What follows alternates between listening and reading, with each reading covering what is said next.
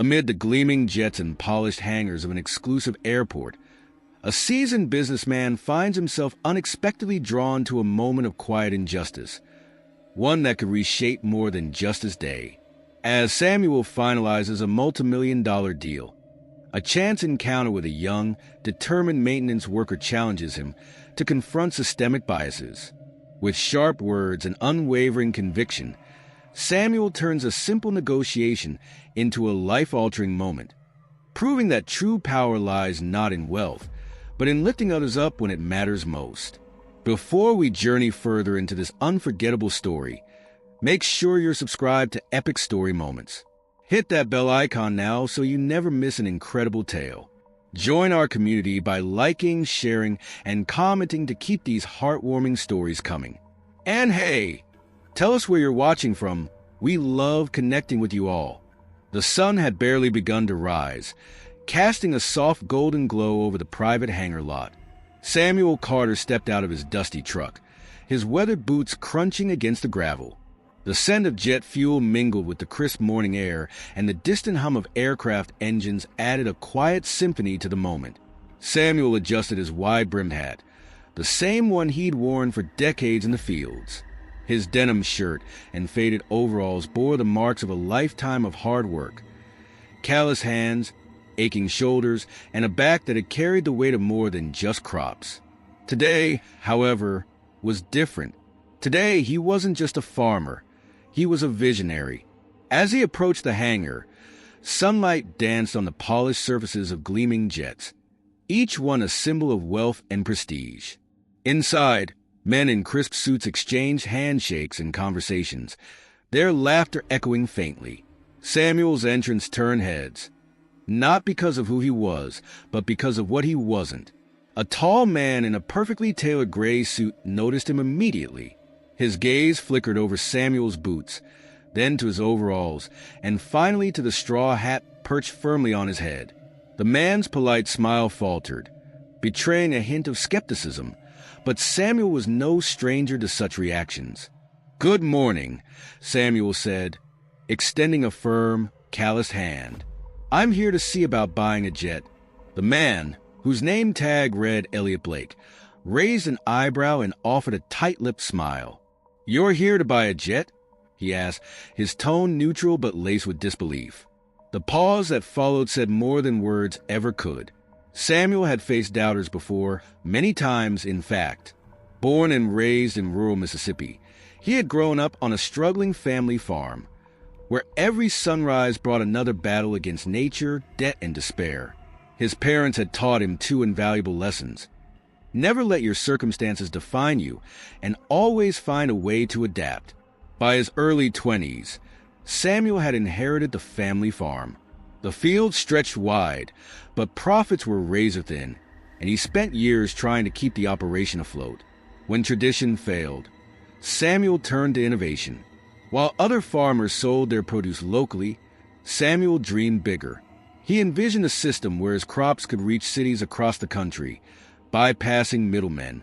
It wasn't easy. Banks doubted him. Neighbors mocked him. But Samuel persisted. His first breakthrough came with a contract to supply fresh produce to a grocery chain in Dallas. He invested in refrigerated trucks, hired workers, and built a small empire. By his 50s, Samuel's farm was supplying food to over 10 states, touching countless lives with his commitment to quality and freshness. Now, at 57, Samuel was ready for his boldest venture yet: direct delivery by air. A private jet would allow him to transport produce faster than any competitor, ensuring unparalleled freshness. It wasn't just a business decision, it was a game changer. But as he stood in the hangar, surrounded by polished jets and sharp suits, he knew he didn't fit the mold. That didn't matter. His worth wasn't in his clothes or appearance. It was in the lives he touched and the legacy he was building. Elliot, however, saw only a farmer in mud-caked boots. "What kind of jet are you looking for?" he asked, the skepticism barely hidden behind his professional tone. Samuel smiled, a calm, self-assured smile that carried the weight of countless sunrises and hard-fought battles. "Something reliable," he said. It needs to carry fresh produce across the country, without a hitch. Elliot's polished demeanor cracked for a moment, his surprise evident. Clearing his throat, he led Samuel to a sleek jet parked under bright lights. "This is the Maverick 300, he began, his voice measured. "Seats 8 comfortably, excellent cargo capacity. Starting price is $3.5 million. The number hung in the air, a challenge in itself. Samuel didn't flinch. Instead, he stepped closer to the jet, running his hand along its smooth exterior. "How much weight can it handle?" Samuel asked, his voice steady. Elliot hesitated, clearly thrown off. "Most of our clients use it for executives and luggage," he said carefully. "Are you sure it's suitable for your needs?" Samuel turned to face him, his gaze steady and unyielding. "I'm transporting produce, not passengers. The weight specs are critical." Elliot blinked, momentarily at a loss. "Produce?" he repeated, as if the word didn't belong in the polished world of private aviation. His eyes flickered to Samuel's boots again, and a faint smirk tugged at the corners of his mouth. "This is a luxury jet, Mr. Carter, not exactly a delivery truck." The word stung, but Samuel didn't let it show. He had met men like Elliot before, men who measured worth by the cut of a suit or the gleam of a watch. They never saw the full picture. "I know what it is," Samuel replied firmly. "That's why I'm here." Before Elliot could respond, another man approached. His suit was just as sharp, but his demeanor was friendlier. "Good morning," the newcomer said, extending a hand. "I'm James, the sales director. How can I assist you?" Samuel smiled and repeated his request. James listened attentively, nodding as Samuel explained his vision. Unlike Elliot, James didn't see a farmer out of place. He saw a man with a purpose. By the end of their conversation, James was impressed, not just by Samuel's determination, but by his vision to revolutionize agriculture. A week later, the Maverick 300 soared into the sky, its cargo hold filled with fresh produce. Samuel watched from the ground, his heart swelling with pride. The doubters had been silenced, not with words but with action. Samuel Carter wasn't just a farmer. He was a trailblazer, proving that vision and grit could take a man anywhere, even into the skies. The morning sun cast a warm golden hue over the private airport hangar, its light glinting off the sleek surfaces of luxury jets lined up like trophies. Samuel Carter stepped out of his weathered pickup truck, his boots crunching against the gravel as he adjusted his wide-brimmed hat. The air was thick with the mingling scents of jet fuel and fresh dew, a stark contrast to the earthy aroma of his farm. Samuel's attire, dusty overalls, a faded denim shirt, and a straw hat that had seen decades of labor, stood out sharply against the polished sophistication of his surroundings. To an outsider, he looked out of place, but Samuel had learned long ago that appearances were deceiving. Today, he wasn't just a farmer. He was a man with a vision, stepping into a world that rarely welcomed outsiders like him. As Samuel approached the entrance, his steady gait exuded a quiet confidence. Inside, the hangar was alive with muted conversations. Men in tailored suits sipped coffee from porcelain cups, their laughter echoing softly against the high ceilings. Samuel's arrival drew a few curious glances, but one man's reaction stood out. Elliot Blake, a salesman whose every detail, from the precision of his haircut to the gleam of his leather shoes, screamed corporate perfection, noticed Samuel immediately. His polite smile faltered for a split second before he approached. "Good morning," Samuel said, extending a calloused hand. "I'm here to see about buying a jet." Elliot's eyebrows lifted almost imperceptibly, the corners of his mouth tightening. "You're here to buy a jet." His tone was neutral, but the pause spoke volumes. Samuel nodded unbothered. "That's right." Elliot gestured toward the showroom, his skepticism poorly concealed. "Well, let's see what we can do for you." The polished floor reflected the golden morning light as they walked past rows of jets, each a masterpiece of engineering and opulence. Elliot led Samuel to one parked under a spotlight, its sleek frame gleaming. "This is the Maverick 300, he said.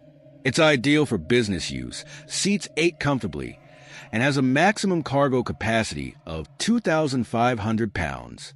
Starting price, $3.5 million. His tone lingered on the price, as if daring Samuel to react. Samuel stepped closer to the jet, running his fingers along its smooth exterior. His eyes, sharp and discerning, seemed to measure not just the jet's dimensions, but its potential. "How much weight can it handle?" he asked. Elliot hesitated. "Most clients use it for executives and luggage," he replied, carefully choosing his words. "Are you sure this is suitable for your needs?" Samuel turned to him, his gaze unwavering. "I'm transporting produce, not passengers. Weight specs are critical." "Produce?" Elliot repeated, the word hanging in the air as though it didn't belong in the world of private jets. His eyes darted to Samuel's boots, lingering on the dried mud around their edges. Samuel's expression remained calm, but his tone carried the weight of experience. "Efficiency is efficiency, no matter what you're transporting." A new voice interrupted the tension. "Good morning," said a man with a friendlier demeanor as he approached. "I'm Tom. Can I answer any questions for you?" Samuel extended his hand. "Samuel Carter. I'd like to know more about this jet." Tom's genuine interest was a refreshing contrast to Elliot's skepticism. He led Samuel into the cabin, where the leather seats and polished tables gleamed under soft lighting. As Tom explained the jet's features, Samuel imagined crates of fresh produce replacing the luxurious interiors, each delivery extending his farm's reach and reputation. Elliot lingered near the door, his crossed arms a silent declaration of doubt. "Jets like this aren't typically used for hauling produce," he said sharply. Samuel turned to him, his voice steady. "And yet, they can be. I've done my research." Elliot's condescending smirk faded when Samuel began to share his story. "I manage Carter Farms," Samuel said. "We supply fresh produce, dairy, and meat to grocery chains across 10 states. Last year, we generated $12.8 million in revenue." For a moment, silence filled the cabin.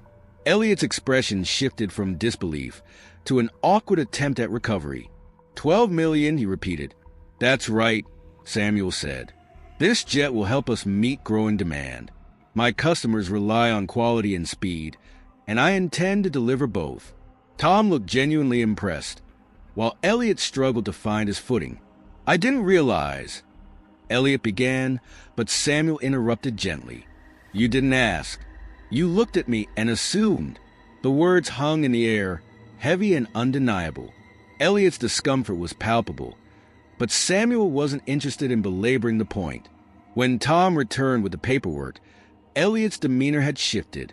Whether it was guilt or realization, his tone softened. "If we proceed, I'd recommend adding reinforced cargo flooring to handle the weight of your crates," he said cautiously. Samuel nodded. "That's a good suggestion. Let's make it happen." As the day unfolded, Elliot's attitude continued to evolve. By the time Samuel finalized the deal, Elliot's respect, though hesitant, was evident. Later, as Samuel stepped into his truck, he glanced back at the hangar. He had faced skepticism and judgment countless times before, but today was a reminder of why he persisted. His success wasn't defined by the mud on his boots or the simplicity of his clothes. It was measured by the lives he touched. Workers who thrived, families who ate well, and doubters who learned to see beyond appearances. As the engine roared to life, Samuel Carter drove away, knowing that the next chapter of his journey was just beginning. And like every other chapter before it, it would be written with hard work, determination, and an unwavering belief in his vision. Samuel Carter was no stranger to high-stakes deals, a man of quiet confidence. He had built a life that defied expectations. A farmer from Mississippi who now stood on the brink of closing a deal for a private jet. The hum of the hangar echoed around him as he sat across from Elliot, the polished sales executive whose charm barely masked a hint of condescension. "Of course, we can set up a meeting as soon as you're ready," Elliot said, his tone shifting ever so slightly. It was subtle, but Samuel caught it, a flicker of underestimation that he had seen countless times before. Across the table, Tom, Samuel's right-hand man, exchanged a knowing glance with him. They didn't need words to understand each other. Years of shared experience had taught them to read between the lines. Samuel wasn't here for validation. He was here to get the job done. As the discussion moved to pricing and logistics, Samuel's sharp focus never wavered. Elliot attempted to upsell him on features he didn't need, but Samuel firmly declined each time. By the third attempt, Elliot seemed to recognize that Samuel was no easy mark. When the conversation wrapped up, Elliot's demeanor had shifted from smug to respectful. "Thank you, Mr. Carter," Elliot said, extending a hand. "I'll personally oversee the customization process to ensure everything is handled with care." Samuel met his gaze with a steady nod. "I'll hold you to that." As they walked back toward the hangar entrance, Samuel's attention was drawn to a small group gathered near the front desk. A young black man in his early 20s, dressed in a crisp maintenance uniform, stood animatedly pleading his case to an older man who appeared to be a manager. The older man's crossed arms and tight expression spoke volumes. He wasn't impressed. Samuel slowed his pace, observing the interaction. The young man's posture was a mix of determination and desperation, his hands gesturing as he tried to make his point. Then, their eyes met. For a fleeting moment, recognition flickered in the young man's expression. Samuel couldn't place why, but something about the scene struck a chord deep within him. "Give me a moment," Samuel said, his voice calm but firm as he turned toward the group. His boots thudded against the polished floor, each step carrying a weight that made the manager straighten. When Samuel approached, the manager forced a polite smile. "Can I help you, sir?" Samuel ignored the question, his focus on the young man, who stood a little taller under his gaze. "What's going on here?"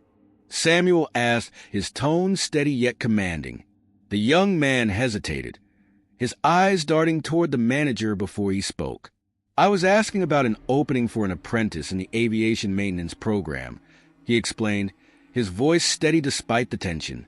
"But I don't think I'm what they're looking for." The words hit Samuel harder than he anticipated, stirring memories he thought he'd buried. He saw himself in this young man.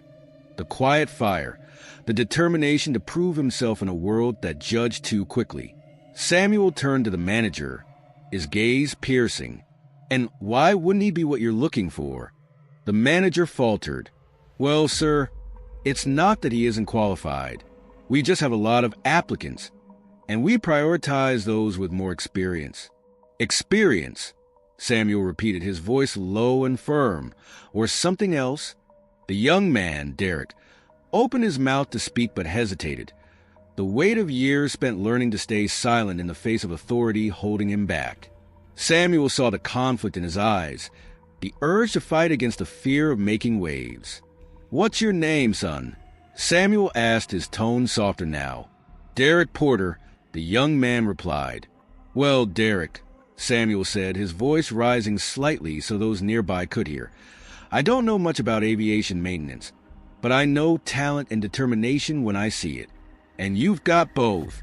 Derek's eyes widened, and for a moment, hope flickered across his face. The manager shifted uncomfortably, his facade of control crumbling under Samuel's unrelenting gaze. Samuel turned back to him. "I'm purchasing a jet from this hangar, a jet that will need maintenance. If I'm going to trust your team with my investment, I need to know you're giving opportunities to people who are willing to work for them." The manager's face flushed, but he nodded tightly. "Of course, sir. We'll be happy to reconsider Derek's application." Samuel nodded, satisfied but not fooled. He turned to Derek. "I've been in your shoes," he said quietly. "Don't let anyone tell you what you're worth. If they won't give you a chance, find someone who will." Derek's voice trembled with gratitude. "Thank you, sir. I won't forget this." "Neither will I," Samuel replied.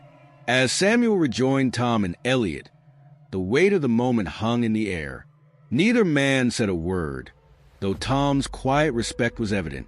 "Elliot," for the first time that day, seemed reflective, as if he'd witnessed something that unsettled his polished facade. When Samuel stepped outside, the crisp air hit him, carrying the faint scent of jet fuel. He looked up at the sky, not with doubts, but with a sense of possibility. This jet wasn't just a business tool.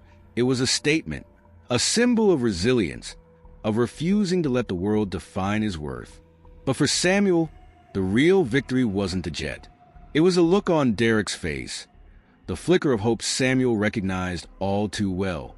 As he drove away, memories of his own journey flooded back. The countless times he'd been underestimated, dismissed, ignored.